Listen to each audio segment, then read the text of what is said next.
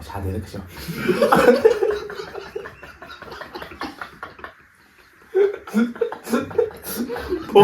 미니 아이고 하면 미니 남신이 녹 때문에 강나지 녹 겁니다. 야래, 어둠 야래.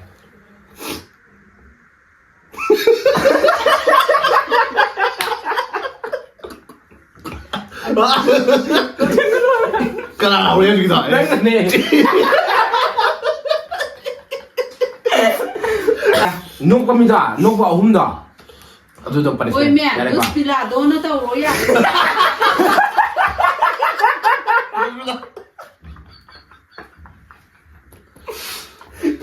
Thằng thằng cái nó không đấy.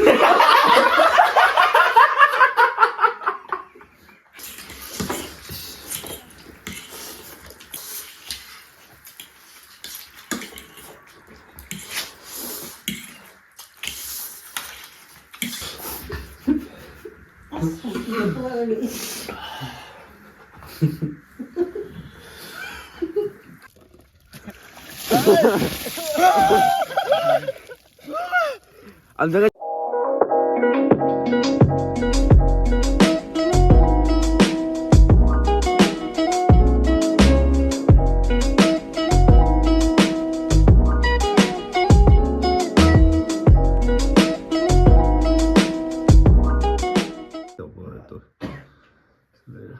정우가 탑이네. 아너 강대지 까마이 더든. 컵돌이. Hello guys. Welcome back. Ngasi di ko. Ako may ni challenge sam bola. Challenge spicy noodles challenge 3x name ko. Mabani gi di mabani ngam da si ka ngam lam de do ngasi di ying dai ko adu ga. Ko kan 3x. 3x ni. Chili challenge ne, chili chai. Kung maku din ni. Adu si ken wa to si. Pakai nama am dai ko. Adu ga ko je challenge se punishment is mind to si. Punishment je expression no expression challenge. expression po yung dabi hadi sugat pa kugat pa taw dabi ko adum ma'am sabai mo yung utpa yada utpa yada ba adum wala din ya adum pore no ko ba diyan kamay na kage no pa yada ma'am no pa yada kiso sana lay do sana se adum ma'am adum mitte pita mas mulai tara adum nang surrender taw rin na si cha da kaya daw ga surrender minute si minute kya thamje ba min mga thamje Mini mga thame chap lo chale na akoi ngi ji han ba duna sida play tor ni ba ni mini si salan ge na sala ga mini mga do phar di expression do kem yaw do bida mini mga do phar di na kar taw mi dina ado ma'am sige challenge har mo do do aduna nam ho ji ko adu ga kan taw de ba adu ga punishment ji na asi ma'am kai tan thamani abdi noi अतन मिमी ने अतन मिमी ने तो हाबी सी लेगे अतन मा जी आई बुझी तन दे अदो पनिशमेंट चाहिँ ने ते kan taw ni inu lu ni ngan na ho ga pung सिंगना mga da da मंगा नते मरी तो mari da mai da ho ga मंगा दि थंगै गिरे खरि नुले मोया ता मत नि को adu angam me na ho tong na ni adu ga ising ai ngod ni ko ai dena du ja adu ama ka tari ko ka du ja ahum punishment si ro hai ro to only one winner ade ho je adu ni da je akoi ka ti mo yaw di ka ya do khot ni sia yaw khona taw je ya ni adu se akoi je ke ke na kan da akoi se keno Germany yaw ra Germany ji sa da yaw ni du ga si si na na ngam da thong nam ni ko 상검 이런 건들 간 그러죠 아시지 말하는 게 없네 ni 때 회의를 lai 해 ni da adu gi ne hoi ji lai 마마실에도 진짜 시기 내면 어떻게 봐 말이 시기나 안감도 짜는 거 안감만 때 거. 진짜. 근데 이제 애들이 허제. 또 잘봐. to to pe sa ba kan da kan da se tai phuk na ba si si ko ba ru ma ne na le salu re ba song wa ngu salu le du free da le ya ba som da ya da ni ji no ji tin video da uni 네네. idan kan da an to ga to ko ne ji 아직 아까 담아놓은 다 게임 싸져드리고 마지막 시리 강제하게 게임은 스페셜인데 wang chau pe 근데 나는 망상이 하여튼 ma si dia 내가 가해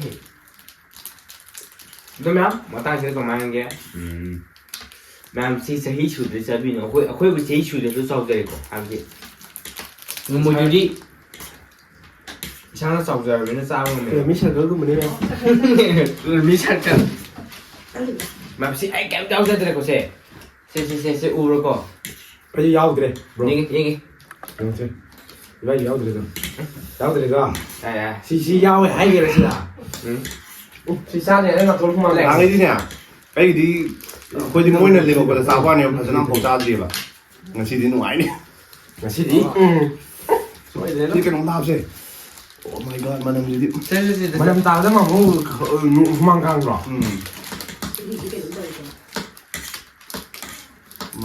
또 비자게라 이게 비자게다 또 치고 매 또치 이성 검지 살도 탕리다 그래 남들 알아 그렇게 아주 잘 탕게 하서 대야 봐 나 이제 봐 그들이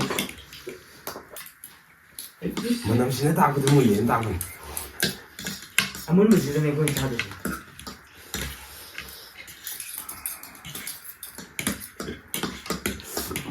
너희들아 지야 뭐 진짜 나이 걔 너무 하고 이사자 아니 또 뭐지 아, 다모니 말이 또 너무 짝만하다. 사람 봐서는 또로 맞아 너 있는 난 소스. 아이고 지팅함 또 미기다 야우디랑니 뭐 카드 판 똑하로 지디 노지팅 그 다모니 차로. 마이 cái gì mà mai cái nó đâu gì vậy 마카를 하던. yên cái ba hay chỉ tính đâu đi ăn rồi 이게 가이드요. yên yên cái 그다음 또 올라, 그다음 cái gì mà xuống rồi yên cái bro 그래서 손도 그냥 이바이다. 가장 먼저 또 si adu ai gini 너 이봉원을 비님이 ai gini hả 야오네 넷플릭스 하기로 와. ngang cái cái đó nha. tại dùng ngay không thì 아니 누가 잘못 이거 까지는 저 사람들 야 많이 흰 말이고 아유 힘도 가 감량 또 하고 있어 cái gì 차라는 거 거예요. 야 해봐 이거 아씨 발레를 해면 하이 해 그럼 하래 신을 Oh my god 이제 담내지 낚시 빠세 누나 아셔 그래 했어 best of luck man 거 또 어제 여러분, 누나 뭐해 이 신경 못 입어 니가 아 감도 신경 좀 야 많이 감도 하고 있어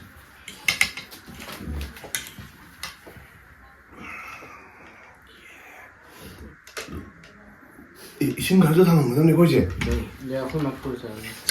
뭐 하비도 남들 시 남가 이때 시 또 뻗어 너무 아, 저거 있어. silakan lagi silakan 시 kakak dibagi 여기 있어. 여기 아씨, 정말 이제 mình xin ta con đi xài là nên ta Jadi horse. Kau cakap apa nak betul se? Hai bang. Sama sama. Tidak je kut nak sari. Thế này con đi xài đây con đi mình niềm bài luôn thì là cái này ở đây 엄마 묶는 놈도. roman kah gaya tao là thì 가이드는 시다. 매야 안강 그래 너무. si cha bé rồi mình có si thắc bé rồi mình có mấy con thằng nó rồi Horse. đúng rồi cô thằng nhà bố đi mẹ cái nó tôi sẽ tiếp sổ rồi cô 3, 2, 1 go.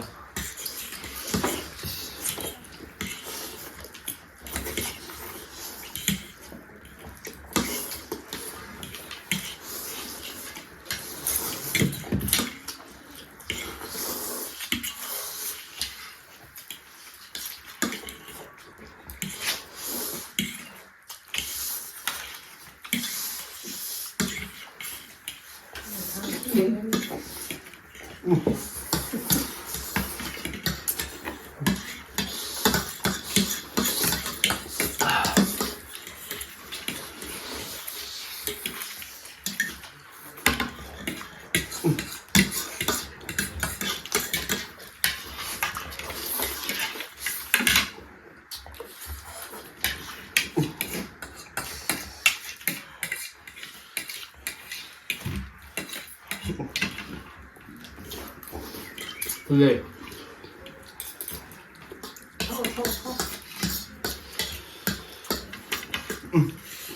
어디 가 만들어 봐. คุณเบนสิ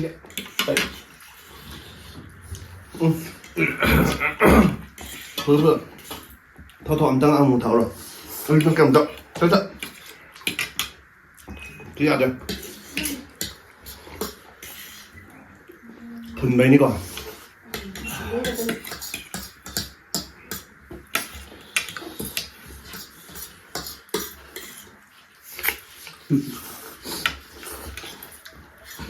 그만 가는 데 아이고, 그만 계속 되고.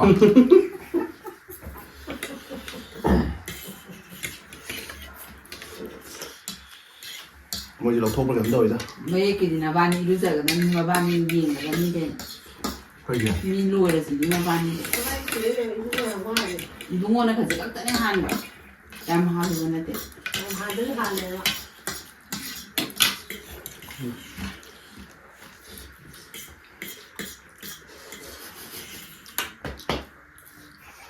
야, 넌 못할래.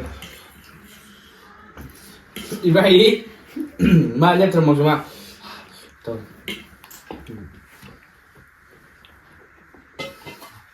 자고 다녀니?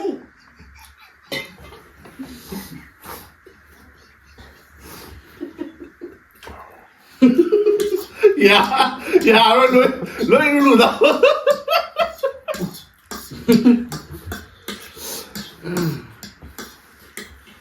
뭐 보니? 아이, 많이 하면 안 돼. 많이 못 살아. 살아지.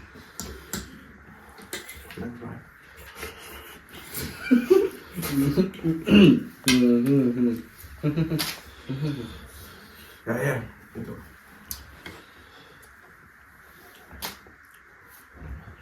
야, 내 자고 달라오네. 자고도 상황이야 되는데 이거.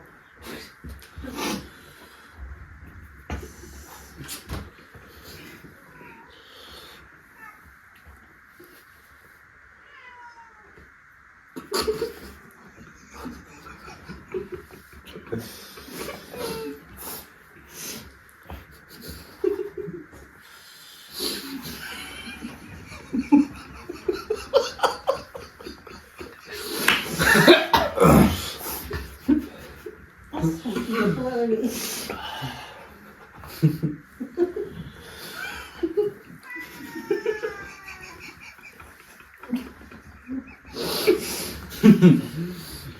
잘 되네 그죠?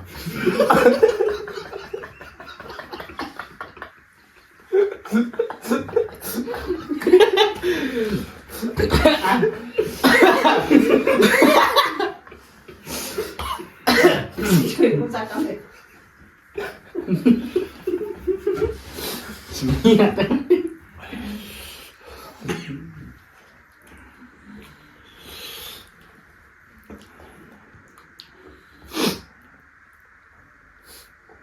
잘하네. 응? 잘해. 이거 잘해.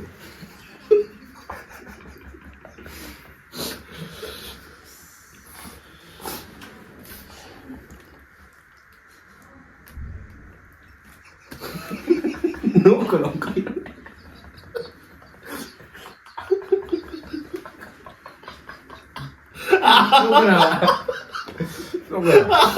아, 선생님. 오. 미니 아이고 하나게 미니 남신이 녹 때문에 강나지 녹 봅니다 야래 어둠 야래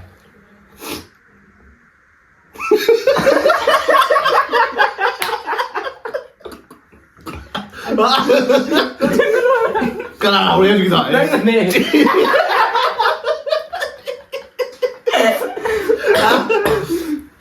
네, 너 지금 가자. 녹 봅니다. 녹 봐, 홈다.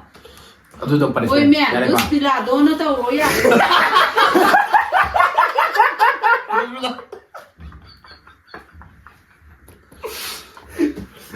야, 자, 미니 남당 바다를 타고 막 누가 안녹 봅니다. Almost finished already. 그 오히려 미니엄당 농가다 비. 야, No expression. ชาแล้วนี่นั่งบนโต๊ะ 사라지는. 이 만화 팔이 거. 야, 먹고. ผู้สอบอะไรเนี่ยค่ะบ่ะ 얘거 한달 다 해거. 농가다 비. แล้วการ 난 ตัว 뭐지 โอ้ 너희만 ย 매. เด็ด 아, 여러분. ยา 가면 해, 가면 해. 가야, 가야. 이상한 거. 까베라 찔레 앞에 찔레 서로주 리액션 하나 있지. 생기가 맞아 보는 거래. 엄마를 야이를 찾아.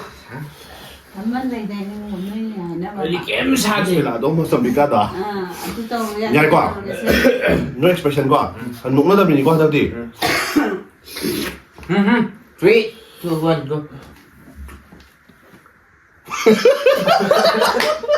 Ya, rồi nè. Nè, don't know bao.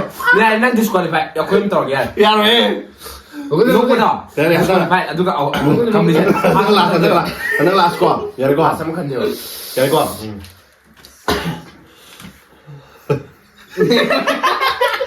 Nung kono me ah. Nung kono đâu kìa. Ya rồi quả. 3 2 1. 넌 당신 오르고 그래. ấy gì vậy sao vậy? Cái đi bỏ cái sợi Đấy con. lá rồi rồi. 3 2 1 3 2 1 go Nè, đi thôi. ấy Nè, man disqualify. ê nuôi nuôi gì Eh, nung ti. nuôi đi đi cái nào nó mà này đưa hầu lâu rồi anh đưa nó rồi Tôi thử ăn.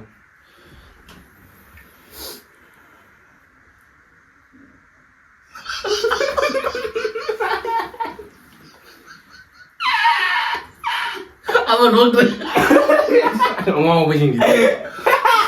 Anh pasal ko. Anh pasal nuôi ko. dạ rồi xin đi rồi Trai ấy, xin mình đi cả ra. 야, 니 타고 해봐. mà cả cái gì cả đưa tao đi vào Ý kìa. cái nó sẽ đi vào 야, 야, 니 잠깐 이거.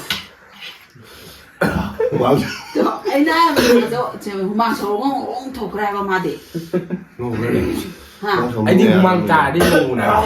Thế, cái quên em mẹ. Hai bên chị. Yes, nó có gì bạn đi nữa.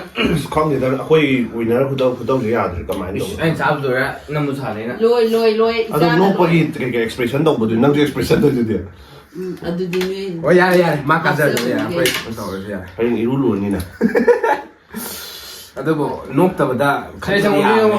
Mem kami itu mai belum. 난 너무 차고 보고티라고 하면 되고. Anh sao sao rồi. Yam sabu di. Cuma yam sabu di. Umang udah tahu kok. dạ dạ xí Ya, apa boleh.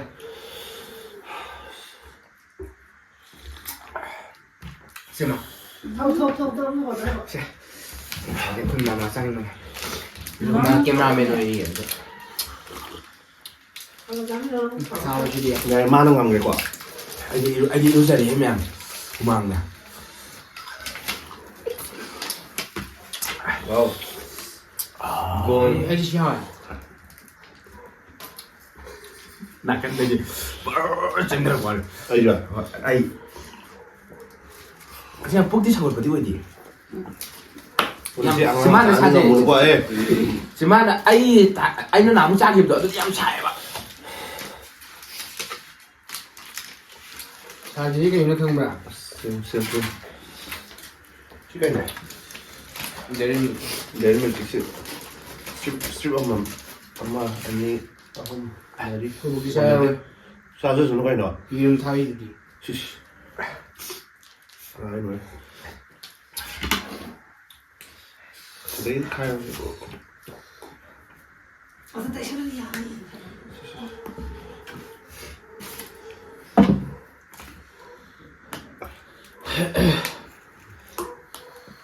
무슨 거? thì ít rồi mà nói dù nó mới bị rồi. nó mới bị rồi. 이런 거 때문에. 뭐 나는 소리가 TV 좀 바꿔봐라. Bây video rồi. Bây giờ về. Bố sao về đi.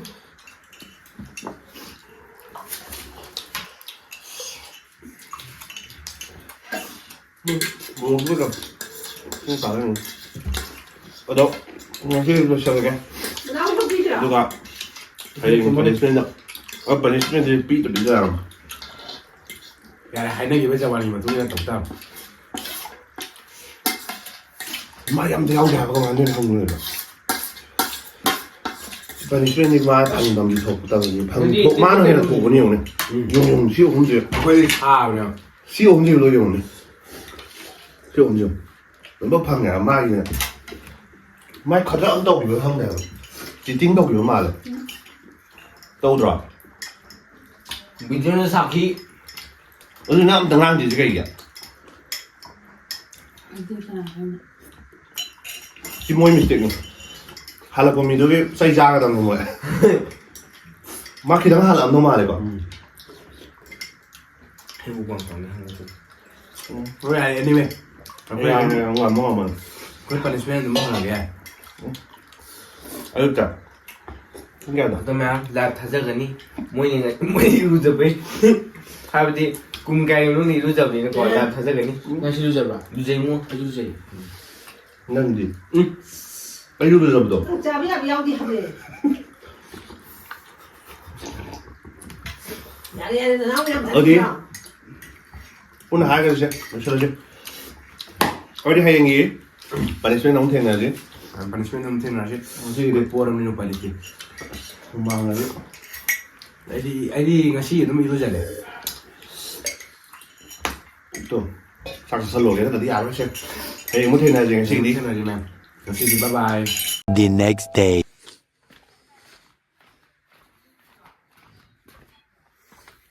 Lỗi cái lỗi. Adre. Nhìn đôi chân này sẽ lên yếu lụt tôi sẽ quay sẽ lên.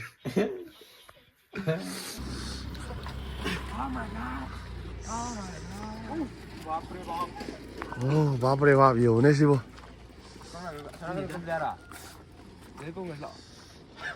Oh my god. À, gì đấy ta đi để quay tàu từ chưa?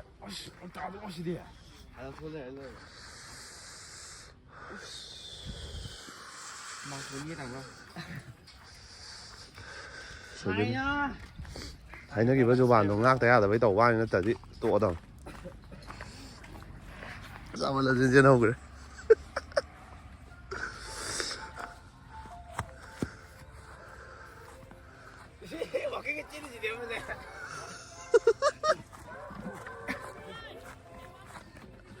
À, bụng đó ai gì thế?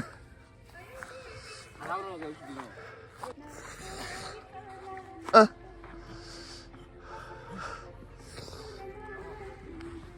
네. 그러면 아직 번역은 까면 뜨니나 번역은 삐하게 봐. 너 하기 때문에 가지고 공격.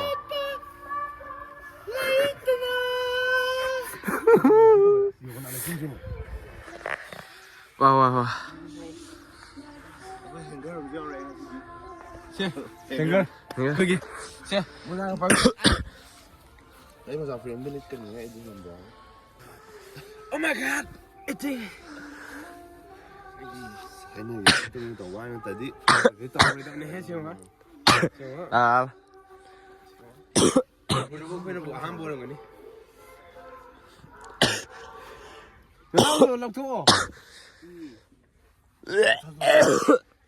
좀 찍을래 야. 아시 부지 좀 링게 해. 이소저게 불 하나 빨리 보고 단다 이가 안 되지. 아. 제, 너 밖에 한번 빠져라. 뭐가 좀 붙어 있네. 에, 3분 후에 됩니까? 하. 아이디 이루자 저네. Phải là thế. Để khôi phục chắc là đâu gì. Next day next day. Ai mua sẽ năng nổ mắm để cái nó tàu. Ai năng nổ mắm để ca cái tự nhiên ai nè. 내가 지금 가라 이게 거의로 저리야.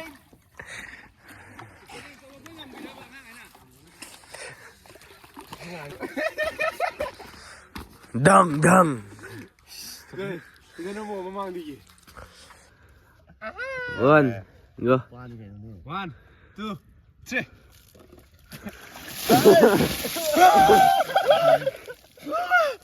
안 되게 잘 들어간다. 이거 너무 안 돼. 이것도 미야오이다.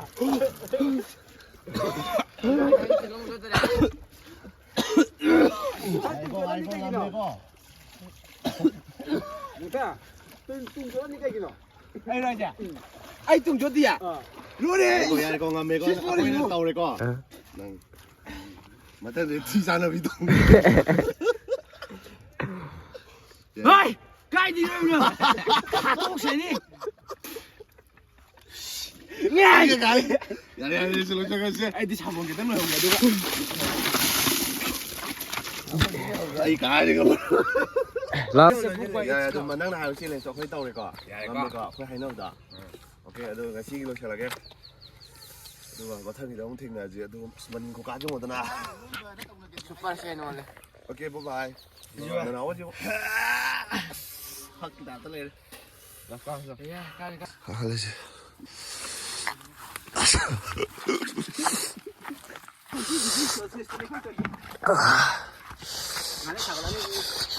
나는 이미 다 되잖아. 아이 이게 너무 들어가면 신기 어떻게 또 해야 돼. 레진 뭐라 기다려 있다. 레진 와운 거 이러냐. 저와 너무 각 뒤에 들리는 또 우리네요. 그래 봐.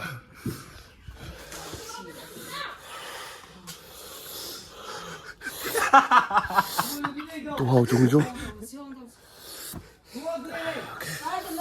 Bye. Bye guys.